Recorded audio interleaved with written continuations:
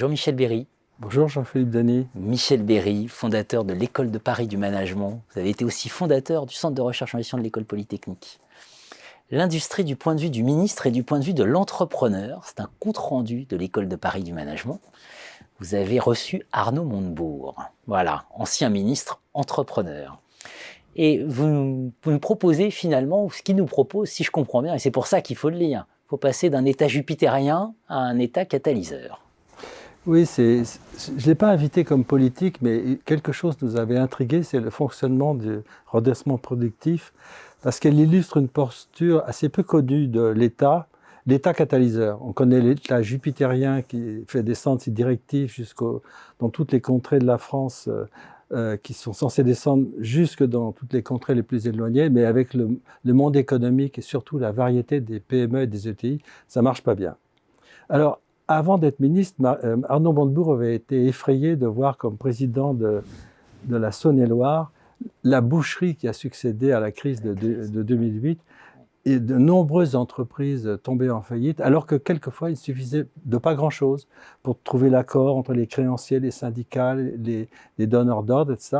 Il fallait un projet. Mais comme il n'y avait pas de chef de projet, il n'y avait pas de projet. Devenu ministre, il veut multiplier les interventions pour faire naître des projets de sauvetage sur le terrain, avec un État qui va sur le terrain au niveau d'autres acteurs, mais cela nécessite de pouvoir donner des moyens en bas sur le terrain. Et il a l'idée de créer des commissaires au dressement productif, 21, un par région, qui sont des vrais chefs de projet avec une vraie autonomie, une vraie autorité, et ça change beaucoup de choses. Chaque commissaire le représente pour traiter des dossiers difficiles jusqu'aux petites entreprises. Il prend les contacts avec les parties prenantes, il invite, il organise des réunions, il fait émerger un projet de sauvetage. Les commissaires, en plus, sont réunis régulièrement par le ministre pour parler des projets, pas seulement pour recevoir des instructions, mais pour faire monter des informations venant de la base. Il est organisé comme un pack ou un commando et on voit bien que c'était très apprécié des troupes. Il y avait un témoignage dans la réunion qui l'atteste. On s'est parfois moqué un peu du redressement productif en disant en fait on sauve des canards boiteux. Voilà. Il faut laisser Darwin faire son œuvre. Voilà, bien sûr. C'est l'argument qu'avait la BPI à l'époque, qui a refusé de le soutenir en disant on ne va pas soutenir des canards boiteux, ça va coûter des fortunes.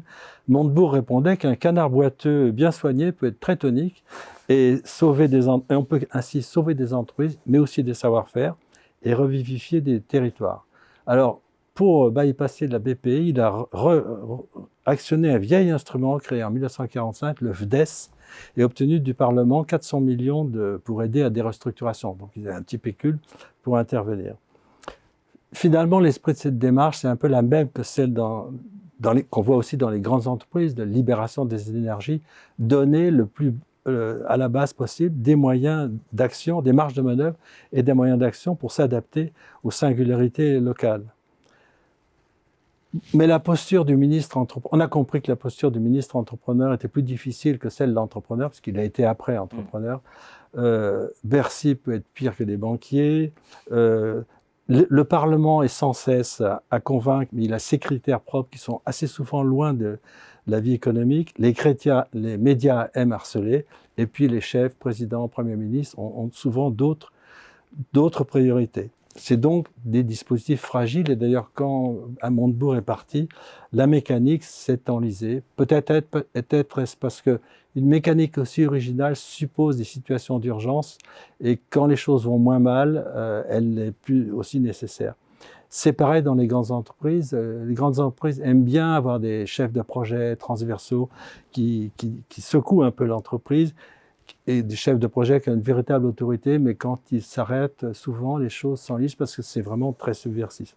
En tout cas, l'exemple montre un point important, c'est que l'État peut se mettre à hauteur des autres acteurs sans être surplombant, et qu'il a un avantage en France, c'est qu'il peut les inviter à la table de négociation et qu'en général, ils ne se dérobent pas. D'un état jupitérien à un état catalyseur, un compte-rendu à lire absolument, l'industrie du point de vue du ministre et du point de vue de l'entrepreneur, peut-être pour se préparer aussi à de futures échéances électorales. Je ne sais pas. Merci Michel Berry.